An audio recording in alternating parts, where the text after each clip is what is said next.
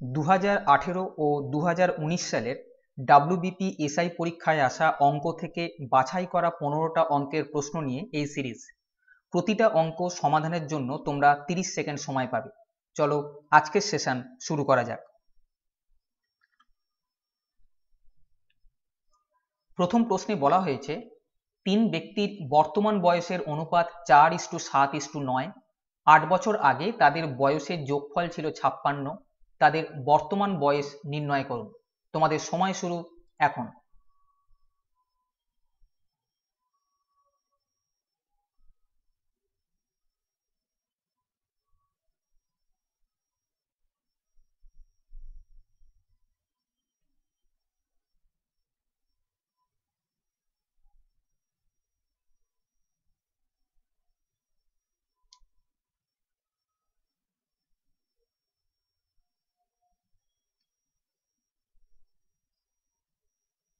সময় শেষ। দেখো এই জায়গায় 8 বছর আগে তাদের বয়সের যোগফল দেওয়া আছে কত, 56। আর এখানে দেওয়া আছে বর্তমান বয়সের অনুপাত 4:7:9। এটা যেহেতু বর্তমান বয়সের অনুপাত দেওয়া আছে, তাই আমাদের টার্গেট হবে বর্তমানে তাদের বয়সের সমষ্টি কত। কি বললাম, বর্তমান বয়সের রেশিও দেওয়া আছে 4:7:9, কিন্তু এখানে দেওয়া আছে বর্তমান থেকে 8 বছর আগে তাদের বয়সের যোগফল ছিল 56। তাহলে আমি যদি বলি বর্তমানে তাদের বয়সের যোগফল কত, তোমরা বলবে এই 56 বছর 3 জনের বয়স ছিল 8 বছর আগে। এখন প্রত্যেকের যদি বর্তমানে আসি, তাহলে 8 বছর এদিকে এগিয়ে আসব, প্রত্যেকের 8 বছর করে বয়স বেড়ে যাবে, অর্থাৎ 3 জনের আরো 24 বছর বয়স বেড়ে যাবে এখন। তাহলে এখন ওদের বয়সের সমষ্টি হবে এইটা। বোঝা যাচ্ছে এটা মানে কত? এটা মানে হচ্ছে 80 বছর। কিন্তু আমি দেখছি বর্তমান রেশিও হচ্ছে 4:7:9। রেশিওর যদি যোগ করো কত হবে? 4 এর সাথে 11 আর 9 20। রেশিওতে বলছি যোগফল 20, কিন্তু এখানে বলছি যোগফল 80 বছর। তাহলে 20 ইউনিটের ভ্যালু হচ্ছে 80, 1 ইউনিটের 4। বলেছে প্রত্যেকের বয়স কত, 4 দিয়ে গুণ করো, 4 4 16। সব গুণ করতে যেও না, 16 দিয়ে একটাই শুরু আছে, তাই উত্তর হবে অপশন নাম্বার বি। একটি কাজ এ 10 দিনে, বি 12 দিনে এবং সি 15 দিনে করতে পারে। তারা একসাথে কাজ শুরু করার দুদিন পরে এও কাজ সম্পন্ন হওয়ার, ভুল পড়া হচ্ছে, দুদিন পরে এ ও কাজ সম্পন্ন হওয়ার 4 দিন আগে সি চলে যায়। কাজটি শেষ হতে কতদিন লেগেছিল? তোমাদের সময় শুরু এখন।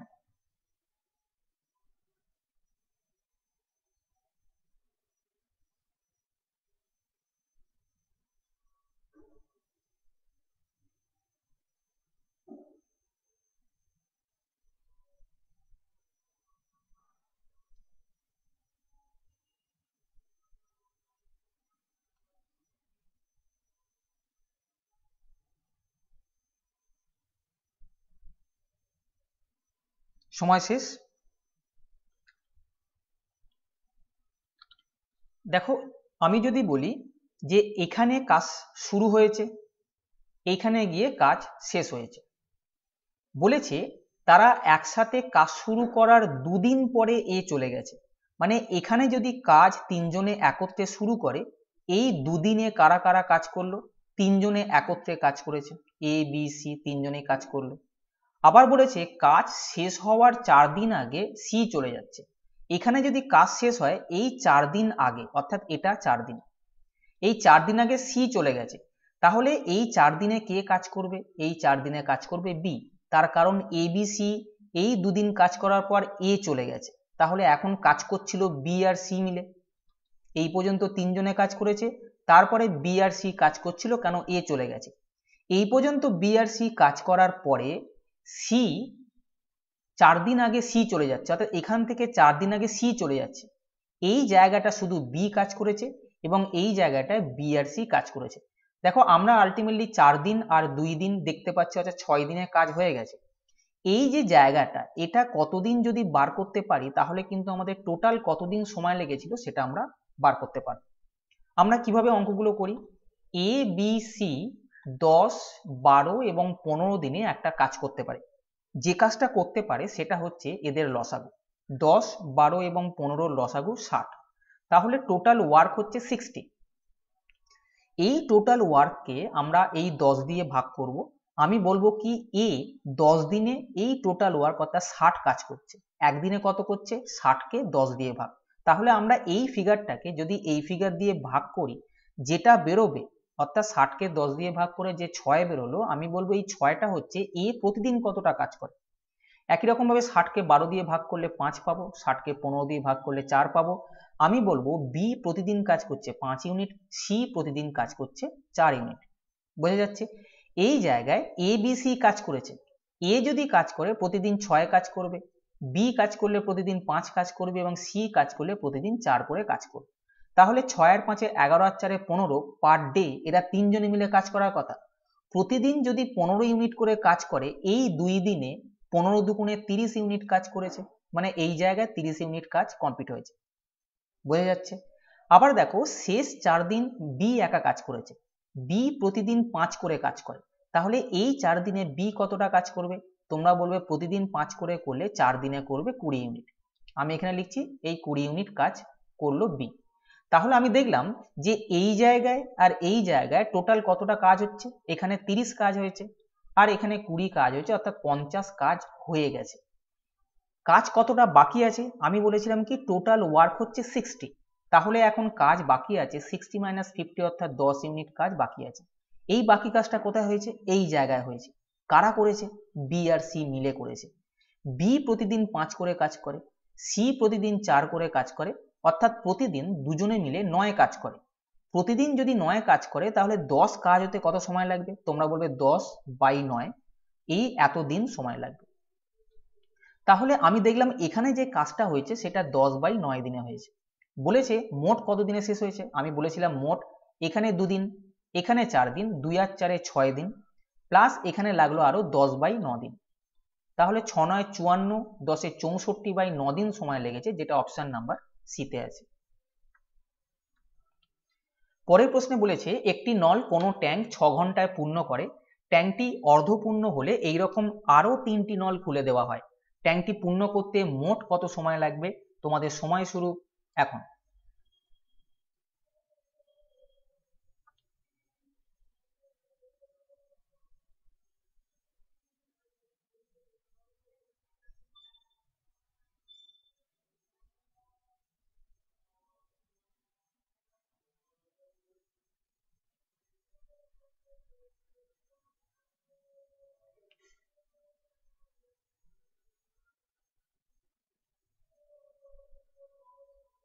সময় শেষ। দেখো এই যদি একটা ট্যাঙ্ক হয়, একটা নল এই ট্যাঙ্কটা 6 ঘন্টায় ভর্তি করতে পারে বলে দিয়েছে। বলেছে যে ট্যাঙ্কটা যখন অর্ধপূর্ণ হলো, ট্যাঙ্কটা টোটাল এতটা জল ধরে, অর্ধেক ভর্তি হয়ে গেল, অর্ধেক জলপূর্ণ হলে কত সময় লাগবে? 6 ঘন্টায় যদি পূর্ণ হয় তাহলে 6/2 অর্থাৎ 3 ঘন্টায় অর্ধেক হবে, অর্থাৎ এই জায়গাটায় জল ভর্তি করতে ওই নলটা 3 ঘন্টা সময় লাগবে। বলেছে ট্যাঙ্কটা পূর্ণ করতে মোট কত সময় লাগবে? আমি দেখলাম এখানে 3 ঘন্টা সময় লেগেছে, এই ব্যালেন্স এইটুকুনি পূর্ণ করতে যে সময়টা লাগবে তার সঙ্গে এটা আমি যোগ করে দিলেই আমি বলবো পূর্ণ হতে মোট সময় লাগবে, এইটা প্লাস এইটা। কন্ডিশন কি দেওয়া আছে? যে এই যে একটা নল 6 ঘন্টায় ভর্তি করছিল, অর্ধেক পূর্ণ হওয়ার পর অর্থাৎ 3 ঘন্টা পরে এই রকম আরো 3টে নল খুলে দেওয়া হলো। অর্থাৎ এই রকম আরো 3টে নল মানে কি? যে নল 6 ঘন্টায় পূর্ণ করতে পারে এই রকম 1টা 2টো 3টে আরো খুলে দেওয়া হলো। বুঝতে পারছো? তাহলে এখন 4টে নল কাজ করছে এটাকে পূর্ণ করার জন্য। 4টে নল যখন কাজ করছে তখন আমি বলবো যে এই যে ট্যাঙ্কটা আছে এর ক্যাপাসিটি কত? কিছুক্ষণ আগে বলা হয়েছে ক্যাপাসিটি যখন ট্যাঙ্কের নির্ণয় করব তখন এই যে 4টে আছে তার লসাগু বার করব। 6 6 6 6 লসাগু হচ্ছে 6, অর্থাৎ ট্যাঙ্কটাতে মোট 6 ইউনিট জল ধরে আমি মনে করে নিলাম। কি করেছিলাম? এটাকে এটা দিয়ে ভাগ করেছিলাম, সবই এটাকে এটা দিয়ে ভাগ করব, এটাকে এটা দিয়ে ভাগ করব এবং এটাকে এটা দিয়ে ভাগ করব। এগুলো কি বেরোচ্ছে? এগুলো বেরোচ্ছে যে এই নলটা প্রতি ঘন্টায় 1 ইউনিট জল ভরে, এই নলটায় প্রতি ঘন্টায় 1, এই নলটায় প্রতি ঘন্টায় 1 ইউনিট এবং এই নলটা প্রতি ঘন্টায় 1 ইউনিট জল ভর্তি করবে। যদি এই 4টে নলকে একসঙ্গে চালানো হয় তবে প্রতি ঘন্টায় 4 ইউনিট জল কিন্তু ভর্তি হবে পার আওয়ার। কিন্তু এদেরকে টোটালটা ভর্তি করতে হবে না, অর্ধেক ভর্তি হয়ে গেছে, আরো অর্ধেক ভর্তি করতে হবে। মোট ট্যাঙ্কে 6 ইউনিট জল ধরে, ওদেরকে ভর্তি করতে হবে অর্ধেক, অর্থাৎ 3 ইউনিট জল ভর্তি করতে হবে। আমি দেখলাম এরা 4 জনে মিলে প্রতি ঘন্টায় 4 ইউনিট জল ভরে। প্রতি ঘন্টায় যদি 4 ইউনিট জল ভরে তবে এই যে ব্যালেন্স 3 ইউনিট জল আছে এটা ভরতে সময় লাগবে 3-4 ঘন্টা, তাই না? তুমি বলবে যে 4 ইউনিট জল ভরে 1 ঘন্টায়, 1 ইউনিট ভরে 1-4 ঘন্টায়, 3 ইউনিট ভরবে 3-4 ঘন্টা। 3-4 ঘন্টাকে যদি আমরা মিনিটে কনভার্ট করি 60 দিয়ে গুণ করব, অর্থাৎ বেরোবে 45 মিনিট।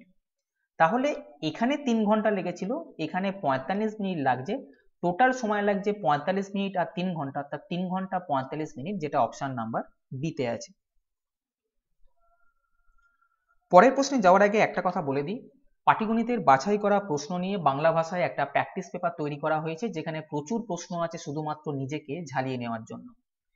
এই উদ্দেশ্যে 148 পাতার একটা ইবুক তৈরি করা হয়েছে, যেখানে লেটেস্ট প্যাটার্নের পাটিগণিতের সঙ্গে সঙ্গে বিভিন্ন পরীক্ষায় আসা প্রশ্নের সমাহার এখানে পাবে। রেল, এসএসসি, পিএসসি, ডাব্লিউবিপি যে কোনো পরীক্ষায় সাম্প্রতিককালে আসা প্রশ্ন এখানে সংযোজিত হয়েছে। বইটায় অধ্যায় ভিত্তিক গুরুত্বপূর্ণ প্রশ্ন আছে, মোট 18টা অধ্যায় আছে এবং বাংলা মাধ্যমের ছাত্রছাত্রীদের কথা মাথায় রেখে সমস্ত প্রশ্ন বাংলায় করা হয়েছে। এমসিকিউ বেসড প্রশ্ন এবং এখানে শুধুমাত্র অ্যান্সার কি দেওয়া আছে। যদি বইটা কেউ নিতে চাও প্র্যাকটিসের উদ্দেশ্যে, তারা নিচে লিঙ্ক দেওয়া আছে, এই লিঙ্কে ফলো করতে পারো। পরের প্রশ্নে বলা হয়েছে 13 অপেক্ষা বৃহত্তর দুটি সংখ্যার গসাগু এবং লসাগু যথাক্রমে 13 ও 273 হলে সংখ্যা দুটির যোগফল কত? তোমাদের সময় শুরু এখন।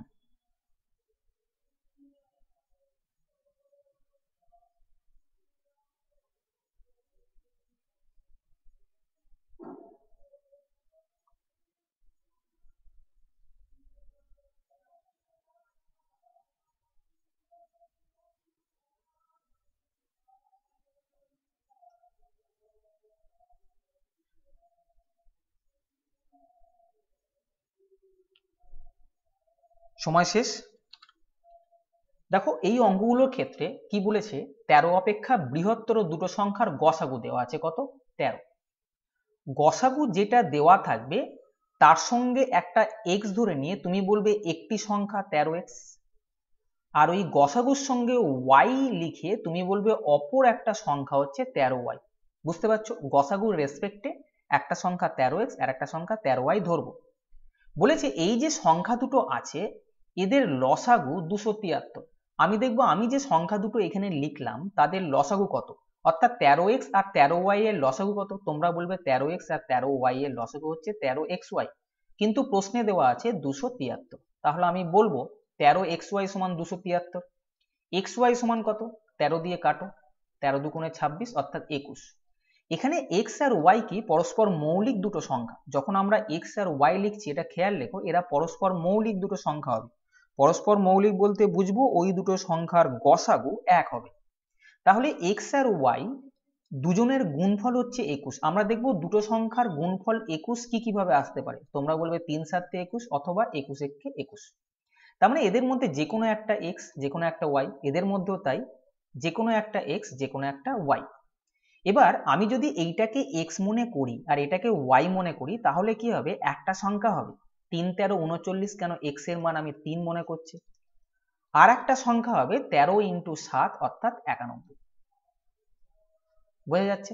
এই জায়গায় যদি x এর মান আমি এইটাকে মনে করি, y এর মান এটাকে মনে করি, তাহলে আমি এখানে বসালে আবার পাবো 13 × 21 একটার মান, আর একটা হবে 13 × 1 y এর মানটা বসালে। কিন্তু দেখো এই জায়গাটায় y এর মান আসবে 13 একে 13। এখানে বলা ছিল 13 অপেক্ষা বৃহত্তর দুটো সংখ্যা।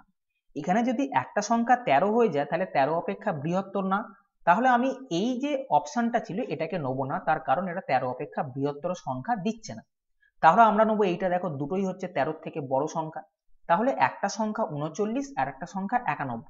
বলেছে এই দুটো সংখ্যার যোগফল কত, অর্থাৎ এদেরকে যোগ করতে উত্তর কত হবে সেটাই চেয়েছে, সেটা হচ্ছে 130, যেটা অপশন নাম্বার ডি তে আছে। পরের প্রশ্ন, 126 টাকা প্রতি কেজি ও 135 টাকা প্রতি কেজি মূল্যের দু প্রকার চা তৃতীয় প্রকার অপর একটি চায়ের সাথে 1:1:2 অনুপাতে মিশ্রিত করা হলো। যদি মিশ্রিত চায়ের মূল্য প্রতি কেজি 153 টাকা হয় তবে তৃতীয় প্রকার চায়ের প্রতি কেজির মূল্য কত ছিল?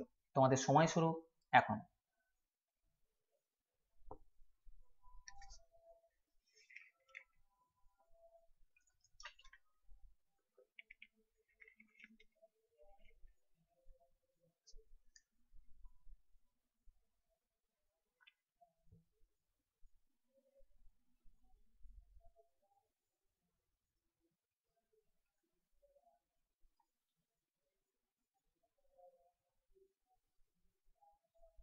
সময় শেষ। দেখো প্রথম প্রকারের দাম হচ্ছে প্রতি কেজি 126 টাকা। প্রতি প্রকার চায়ের সাথে 1:1:2 অনুপাতে মিশ্রিত করা হয়েছে, মানে হচ্ছে প্রথম প্রকার যদি 1 কেজি নেওয়া হয়, দ্বিতীয় প্রকারও 1 কেজি নেওয়া হয়েছে এবং তৃতীয় প্রকার 2 কেজি নেওয়া হয়েছে। 126 টাকা প্রথম প্রকার চা 1 কেজি মেশানো হয়েছে, তাহলে তার দাম হবে 126 × 1। কেন? প্রতি কেজির দাম হচ্ছে 126 টাকা, 1 কেজির দাম হচ্ছে 126 × 1। দ্বিতীয় প্রকার চায়ের দাম হচ্ছে 135 টাকা কেজি। দ্বিতীয় প্রকার চা আছে 1 ইউনিট, তাহলে আমি বলবো এই দ্বিতীয় প্রকার চায়ের মোট দাম এইটা। তৃতীয় প্রকার চায়ের দাম দেওয়া নেই, যেটা চেয়েছে তৃতীয় প্রকার চায়ের দাম কত, আমি মনে করছি x টাকা পার কেজি। তাহলে তৃতীয় প্রকার দাম x টাকা করে, এটা নেওয়া হয়েছে 2 ইউনিট, অর্থাৎ মোট দাম এইটা x × 2। বোঝা গেছে প্রতি কেজির মূল্য x টাকা হলে 2 কেজির মূল্য 2x টাকা। তিন প্রকার চায়ের মোট দাম কত? তোমরা বলবে এটা। আমি দেখলাম মোট দাম এটা, কিন্তু এখানে 1 + 1 + 2 অর্থাৎ মোট 4 কেজি নেওয়া হয়েছে। বোঝা যাচ্ছে মোট 4 কেজি নেওয়া হয়েছে, এবং এ যখন মিশ্রিত করছে তখন মিশ্রিত চায়ের মূল্য প্রতি কেজি 153 টাকা। মিশ্রিত চায়ের মূল্য প্রতি কেজিতে 153 টাকা। মিশ্রিত করার পরে দেখছি আমি মোট 4 কেজি চা হবে, তাহলে এই 4 কেজির দাম যা হবে এদের আলাদা আলাদা করে মেশালে দাম তাই হবে। এটা যদি ক্যালকুলেশন করি এটা আসবে 2x, এটা 126, আর এখান থেকে আসছে 135। 126 আর 135 যদি আমরা যোগ করে দিই তাহলে আসবে 261। এই 261টা এই দিকে পাঠিয়ে দাও। 153কে 4 দিয়ে যখন গুণ করা হবে তখন আসছে 612। এই প্লাস 261টা এদিকে এলে মাইনাস 261 হয়ে যাবে। তাহলে 2x এর ভ্যালু কত আসবে? 351।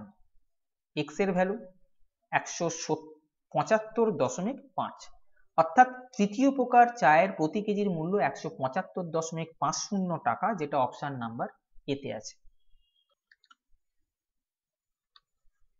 পরের প্রশ্নে বলেছে দুটি সংখ্যার যোগফল 25 এবং তাদের অন্তর 13, সংখ্যা দুটির গুণফল নির্ণয় করুন। তোমাদের সময় শুরু এখন।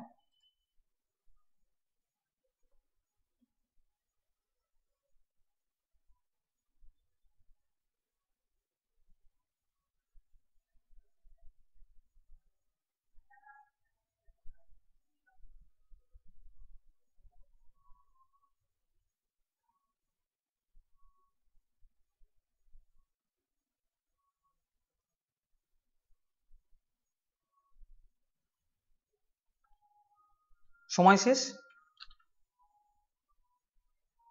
দেখো এই অঙ্কটা দুভাবে করা যায়। যখন কোনো দুটো সংখ্যার যোগফল এবং সেই দুটো সংখ্যার বিয়োগফল দেওয়া থাকে, তাদের মধ্যে বড় সংখ্যাটার মান হয় ওদের যোগ করে 2 দিয়ে ভাগ, অর্থাৎ এটা হচ্ছে 38/2 অর্থাৎ 19, আর ছোট সংখ্যাটা হয় ওদের বিয়োগ করে 2 দিয়ে ভাগ, অর্থাৎ কিনা 12/2 অর্থাৎ 6। তাহলে দেখলাম বড় সংখ্যাটা হচ্ছে 19 এবং ছোট সংখ্যাটা 6। বলেছে সংখ্যা দুটির গুণফল কত, অর্থাৎ 19 আর 6 এর গুণফল কত, সেটাই উত্তর। 6 × 9 = 54, 114, যেটা অপশন নাম্বার বি তে আছে। বুঝতে পারছো? এটা মনে রেখো, তার কারণ হচ্ছে স্রোতের অনুকূল এবং প্রতিকূলের অঙ্কে নৌকার বেগ এবং স্রোতের বেগ এইভাবে আমরা নির্ণয় করি। যদি এটা মনে না রাখতে পারো তাহলে মনে করো একটা সংখ্যা x ছোটটা, আর বড় সংখ্যাটা হবে x + 13। তার কারণ বড় সংখ্যা ছোট সংখ্যার অন্তর দেওয়া আছে 13। তাহলে আমি দেখলাম ছোট সংখ্যা x হলে বড় সংখ্যা হবে x + 13। ওদের যোগফল 25 দেওয়া হয়েছে, ছোট সংখ্যা আর বড় সংখ্যা এদের যোগফল দেওয়া আছে 25। তাহলে 2x এর ভ্যালু হচ্ছে 12, 13টাকে এদিকে নিয়ে যাও, x এর ভ্যালু 6। দেখো ছোট সংখ্যা 6 বেরোলো আর বড় সংখ্যা 6 + 13 19 বেরিয়েছে। এটা একটু লেন্দি হয়ে যাবে, কিন্তু এইটা মুখে মুখে করতে পারতে। পরের প্রশ্নে বলেছে একটি নৌকা স্রোতের প্রতিকূলে কোনো দূরত্ব 8 ঘন্টা 48 মিনিটে অতিক্রম করে এবং স্রোতের অনুকূলে সম দূরত্ব 4 ঘন্টায় অতিক্রম করে। নৌকার বেগ ও স্রোতের বেগের অনুপাত কত? তোমাদের সময় শুরু এখন।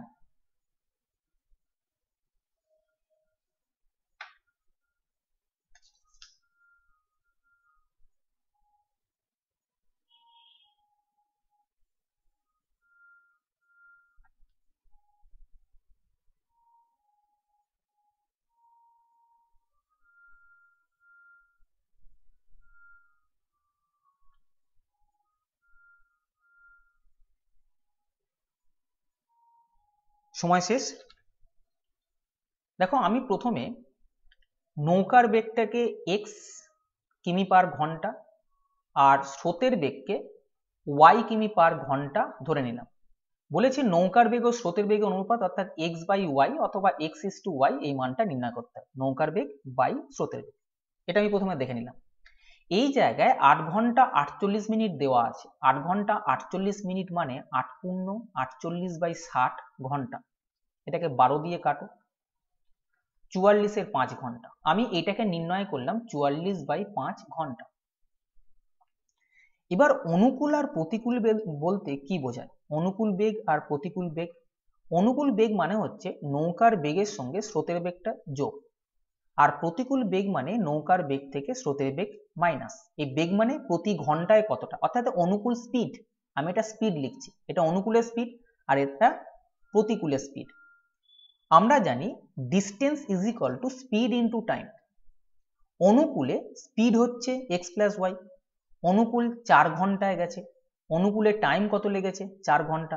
আমি জানি স্পিডকে টাইম দিয়ে যখন গুণ করব তখন ডিস্টেন্স বেরোবে, অর্থাৎ এটা হচ্ছে ডিস্টেন্স। একই রকম ভাবে প্রতিকূলে স্পিড হচ্ছে x - y, এটা স্পিড। অনুকূলে প্রতিকূলে টাইম লেগেছে 44 এ 5 ঘন্টা। টাইম দিয়ে যদি আমি স্পিডটাকে গুণ করি তাহলে স্পিড ইনটু টাইম, এটা হবে ডিস্টেন্স। বুঝতে পারছো, স্পিডকে টাইম দিয়ে গুণ করছি, তাহলে প্রতিকূলে এই ডিস্টেন্স গেছে, অনুকূলে এই ডিস্টেন্স গেছে, কিন্তু বলছে যে ওরা সম দূরত্ব অতিক্রম করেছে, অর্থাৎ এই দূরত্ব সমান। এটাকে জাস্ট কাটো, 4 × 11 = 44, সরল করো, 11x - 11y সমান 5x + 5y। x টা এদিকে নিয়ে এসো, 6x, 11টা এদিকে নিয়ে যাও, 16y। x/y সমান 16/6, 2 দিয়ে কাটো, 8/3। অর্থাৎ x/y যেটা আমাদের মান নির্ণয় করতে হতো সেটা হচ্ছে 8:3, যেটা অপশন নাম্বার এতে আছে। 65 লিটার জল মিশ্রিত দুধে দুধ ও জলের পরিমাণের অনুপাত 10:3। ওই মিশ্রণে আর কত লিটার জল মেশালে দুধ ও জলের পরিমাণের অনুপাত 8:5 হবে? তোমাদের সময় শুরু এখন।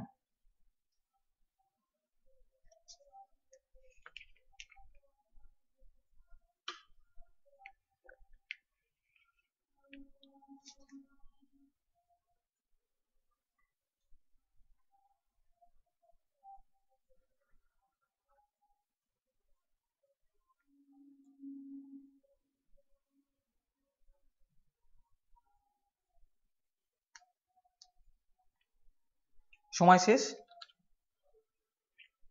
দেখো প্রথমে মিল্ক আর ওয়াটারের রেশিও ছিল 10:3।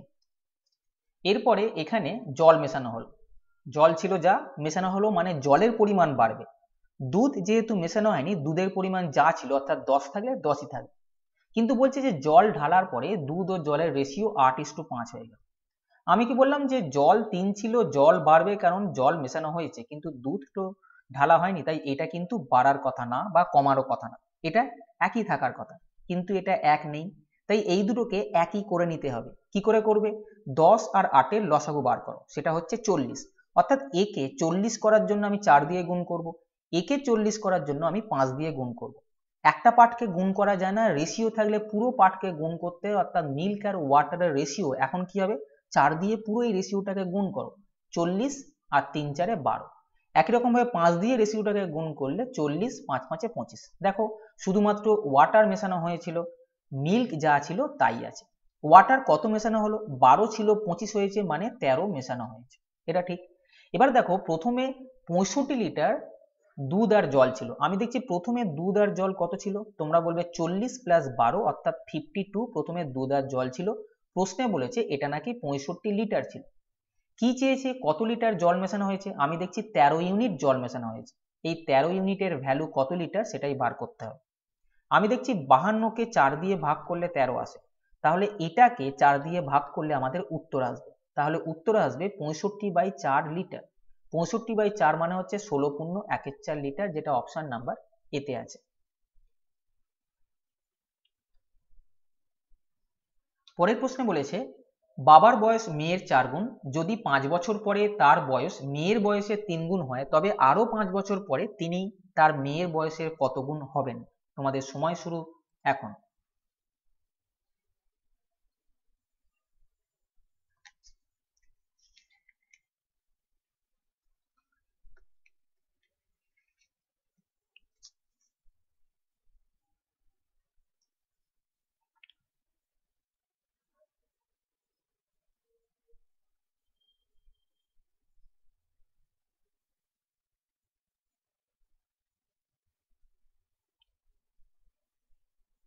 সময় শেষ।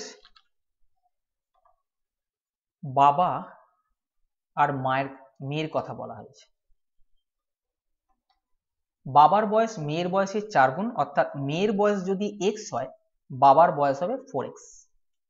এটা বর্তমান বয়স, কিছু না বলা মানে বর্তমান বয়সের রেশিও দেওয়া আছে। 5 বছর পর, অর্থাৎ বর্তমান থেকে 5 বছর যখন চলে যাব তখন দুজনেরই বয়স 5 5 করে বেড়ে যাবে। বাবার বয়স তখন হবে 4x + 5, মেয়ের বয়স হবে x + 5। বলেছে 5 বছর পর তার বয়স মেয়ের বয়সের 3 গুণ হবে। 5 বছর পর বাবার বয়স মেয়ের বয়সের 3 গুণের সমান হবে বলে দিয়েছে। এটাকে সমাধান করে নেবো আমরা। 4x এর দিকে 3x গেলে x আসবে, 3 5 15 থেকে যদি 5 বাদ দিই তাহলে আসবে 10। জাস্ট সমাধান করা হলো। আমি x এর মান 10 যদি এখানে বসাই তাহলে 4 10 40 বাবার বয়স, আর মেয়ের বয়স হচ্ছে 10 বছর। বলেছে আরো 5 বছর পর, এখান থেকে এই পর্যন্ত 5 বছর ছিল, আরো 5 বছর পরে বাবার বয়স মেয়ের বয়সে কত গুণ হবে? দেখো এখানে বাবার বয়স ছিল 40, এখানে 5 এবং এই 5, অর্থাৎ 10 বছরে বাবার বয়স বেড়ে যাবে 40 + 10 বেড়ে হবে 50 বছর। মেয়ের বয়স এখানে ছিল 10, মেয়ের বয়সও 10 বছর যদি বেড়ে যায় তাহলে মেয়ের বয়স হবে 20 বছর। বলেছে তিনি তার মেয়ের বয়সের কত গুণ হবে? কার কথা বলেছেন? তিনি। কার তুলনায়? যার তুলনায় হচ্ছে তাকে নিচে বসাও। মেয়ের তুলনায় বলেছে, তাই মেয়ের তুলনায় বাবা কত গুণ সেটা আমরা এখান থেকে বার করে নিতে পারবো। অর্থাৎ 2.5 গুণ বড় হবেন, যেটা অপশন নাম্বার ডিতে আছে। x এর 52% এবং y এর 30% এর অনুপাত 12:5। যদি x এর মান y এর চেয়ে 50 বেশি হয় তাহলে 2x + y এর মান কত? তোমাদের সময় শুরু এখন।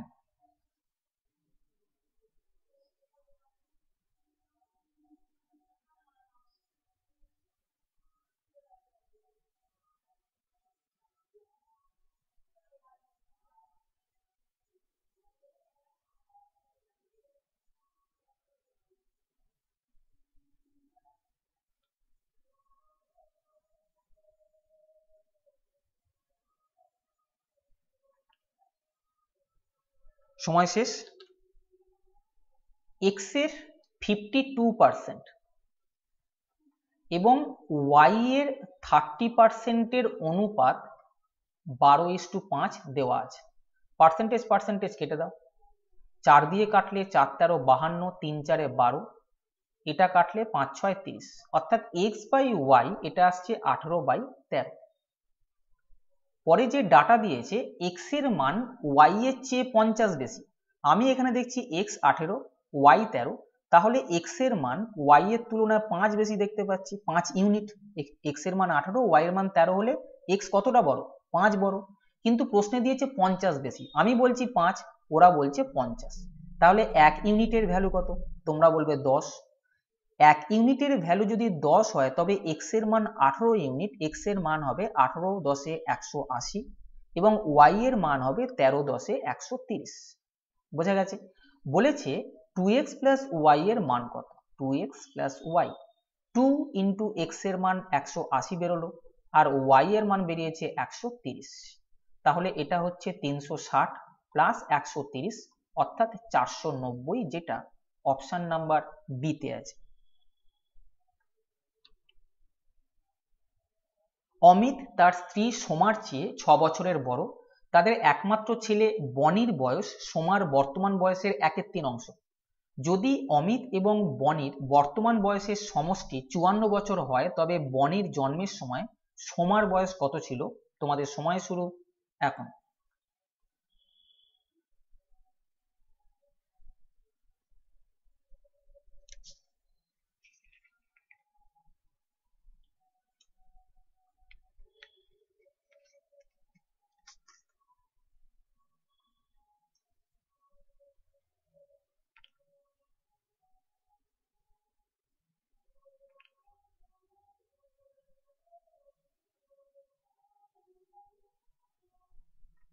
সময় শেষ।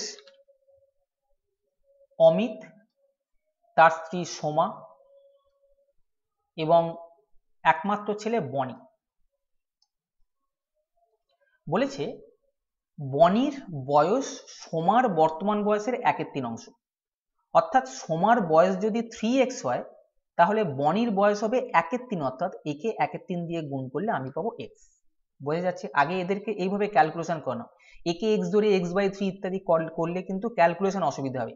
যাই ফ্র্যাকশন থাকছে এদের মধ্যে যে বড়টা দেখতে পাচ্ছ 1 আর 3 এর মধ্যে 3 বড়, তার মানে যে বড় তার বয়সটা বেশি হয়, তাই এর সঙ্গে 3x দিলাম আর এটা যেটা থাকবে x সেটা এখানে বসাবো। বোঝা যাচ্ছে? এদের মধ্যে বড় সংখ্যাটা হবে যে বড় তার বয়স আর ছোট সংখ্যাটা যে ছোট তার বয়স। তাহলে এটা যদি x হয় তাহলে এটা হবে 3x। আর অমিত তার স্ত্রী সোমার চেয়ে 6 বছরের বড়, অর্থাৎ সোমার বয়স যদি 3x হয় অমিতের বয়স হবে 3x + 6, এটা বর্তমান বয়স। যদি অমিত এবং বনির বর্তমান বয়সের সমষ্টি 54 বছর হয়, আমি দেখছি অমিত আর বনির বয়সের যোগফল এইটা প্লাস এটা, যোগ করলে কত হবে? 3x + 6 + x, ওরা বলেছে 54 বছর। তাহলে 4x এর ভ্যালু কত হবে? 54 দিকে 6 গেলে 48, x এর মান কত? 12। বনির বয়স তাহলে এলো 12, সোমার বয়স এলো 3 12 36, বর্তমান বয়স। বলেছে বনির জন্মের সময় সোমার বয়স কত ছিল? বনির বর্তমান বয়স 12, সোমার বর্তমান বয়স 36। বনি যখন জন্মায় অর্থাৎ 12 বছর আগে বনি জন্মেছে, 12 বছর আগে, তাহলে সোমার বয়স কত ছিল? তোমরা বলবে এখন যদি 36 হয়, বনি 12 বছর আগে জন্মেতে, তাই 12 মাইনাস করলে আমি পাবো 24 বছর, অর্থাৎ সোমার তখন বয়স ছিল 24 বছর, যেটা অপশন নাম্বার সি তে আছে। 8 ঘন্টা করে কাজ করে 15 জন পুরুষের 21 দিন সময় লাগে একটি কাজ সম্পন্ন করতে। 6 ঘন্টা করে কাজ করলে 21 জন মহিলার সেই কাজটি শেষ করতে কতদিন সময় লাগবে যদি 3 জন মহিলা 2 জন পুরুষের সমান কাজ করে? তোমাদের সময় শুরু এখন।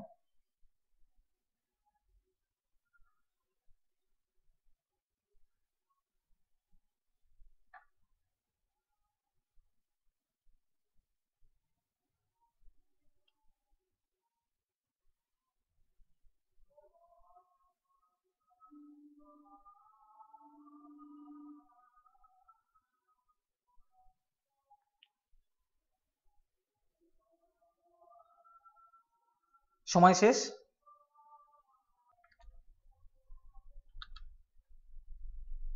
দেখো আমরা জানি যে টোটাল ওয়ার্ক সেটা হয় m1 d1 h1 অথবা m2 d2 h2, যেখানে m মানে হচ্ছে লোকের সংখ্যা, d মানে দিনের সংখ্যা, h মানে ঘন্টা বা যেটা এখানে দিয়েছে আওয়ার, সেই সময়টা।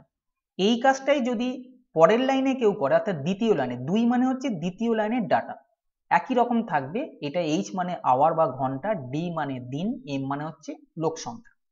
দেখো প্রথম লাইনে 15 জন পুরুষ বলেছে, আমি 15 জন পুরুষ বলতে w বুঝছি, সরি পুরুষ, ম্যান।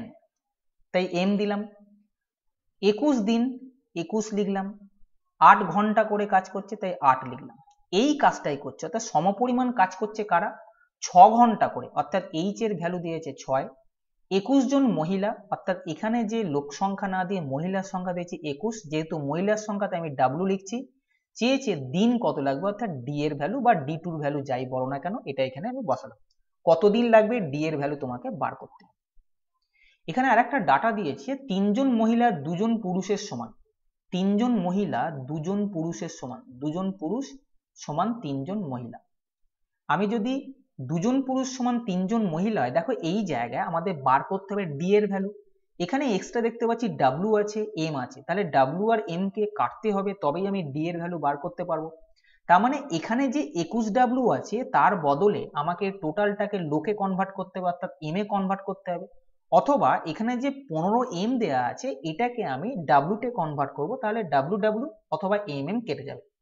আমি দেখছি এই 21 আনতে আমার সুবিধে হবে, কেন একে 7 দিয়ে গুণ করলে আমি 21 ডাব্লু পাবো। একে 7 দিয়ে গুণ করেছি মানে একেও 7 দিয়ে গুণ করে আমি বলবো এটা হচ্ছে 49।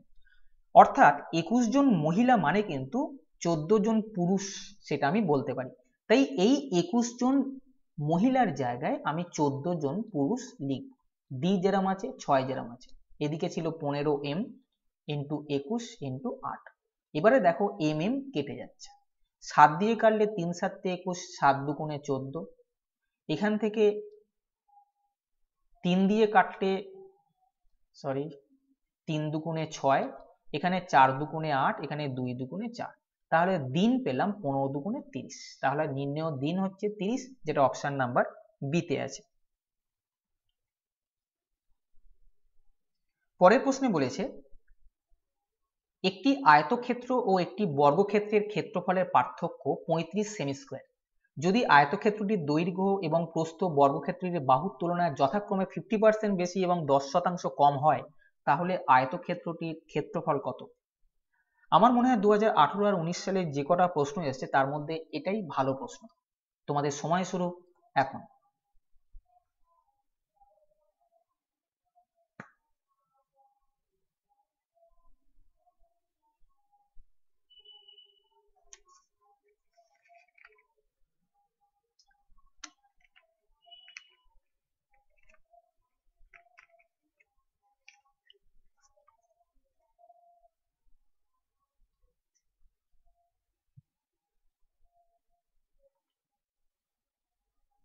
সময় শেষ। আয়তক্ষেত্র এবং বর্গক্ষেত্রের কথা বলা হয়েছে।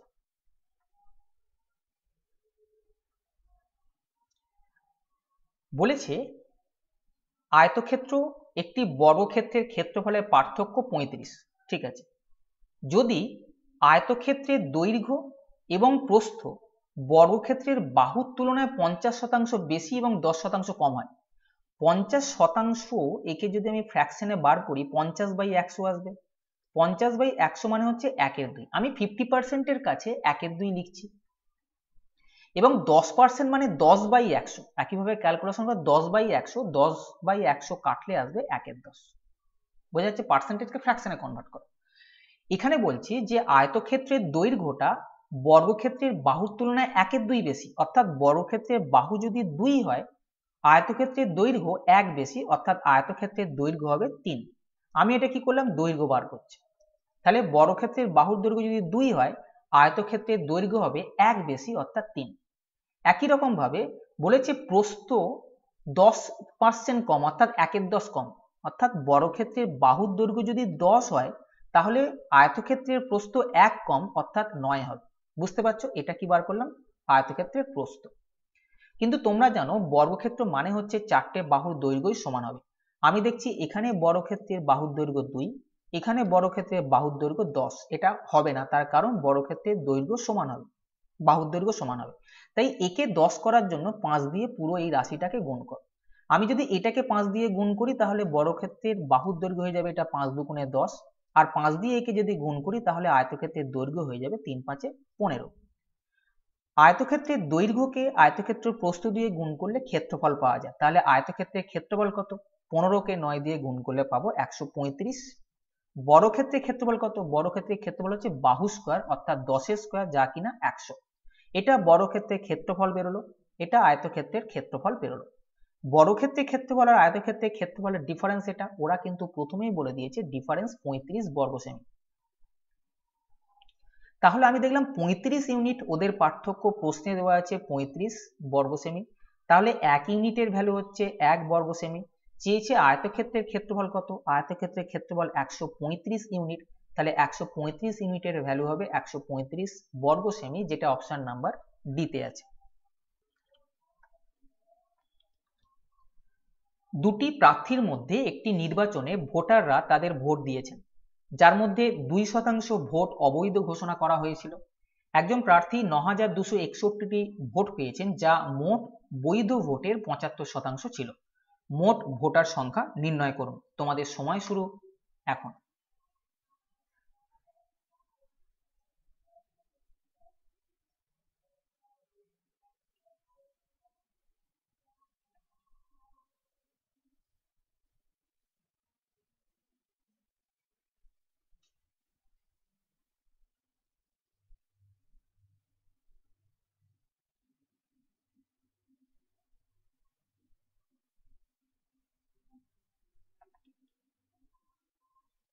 সময় শেষ। মোট ভোটার সংখ্যা আমি মনে করছি 100x। মোট ভোটার, এটাই কিন্তু নির্ণয় করতে হবে। দেখো, মোট ভোটার সংখ্যা নির্ণয় করো বলে দিয়েছে, অর্থাৎ আমাকে এখান থেকে x এর মান বার করে 100 ইন্টু x করলে যেটা হবে সেটাই আমাদের উত্তর আসবে। মোট ভোটার যারা, তাদের মধ্যে 2% ভোট অবৈধ ঘোষণা হয়েছে এবং একজন প্রার্থী 9261টি ভোট পেয়েছেন, যা মোট বৈধ ভোটের 75%। এখানে খুব সম্ভবত একটা ডাটা মিসিং আছে, সরি, মনে হচ্ছে এখানটা 75% ছিল। যা ভোটার তার 75% ভোট দিয়েছে, 100x এর 75% হচ্ছে 75x ভোট দিয়েছেন। যতজন দিয়েছেন তাদের মধ্যে 2% ভোট অবৈধ। এই যে এতজন দিয়েছে তার মধ্যে 2% অবৈধ, তাহলে 98% বৈধ। তাহলে 75x জন দিয়েছিল ভোট, তার মধ্যে 98% অর্থাৎ 98/100 এটা হচ্ছে বৈধ ভোট। এই বৈধ ভোটের 75% যিনি পেয়েছেন, 75% মানে 75/100, এই যে মানটা আসবে সেটা বলছে 9261। বোঝা যাচ্ছে বৈধ ভোটের 75% ভোট যিনি পেয়েছেন তিনি পেয়েছেন 9261। তাহলে এইটাকে আমি দেখলাম এই ক্যালকুলেশনে এটা সমান 9261 আসছে। এটাকে কেটে তোমরা x এর মান পাবে 168। এটা করে নিও, আমি আর করছি না। x এর মান 168 আসবে। যাই x এর মান 168 এলো, বলেছিল মোট ভোটার সংখ্যা কত? আমি বলেছিলাম মোট ভোটার সংখ্যা 100x, অর্থাৎ 100 ইন্টু 168, যেটা কিনা 16800, যেটা অপশন নাম্বার বিতে আছে। যদি কোনো ভগ্নাংশের লব 200% বৃদ্ধি করা হয় এবং হর 150% বৃদ্ধি করা হয়, তাহলে নতুন ভগ্নাংশটি হয় 9/35। প্রকৃত ভগ্নাংশটি কত? তোমাদের সময় শুরু এখন।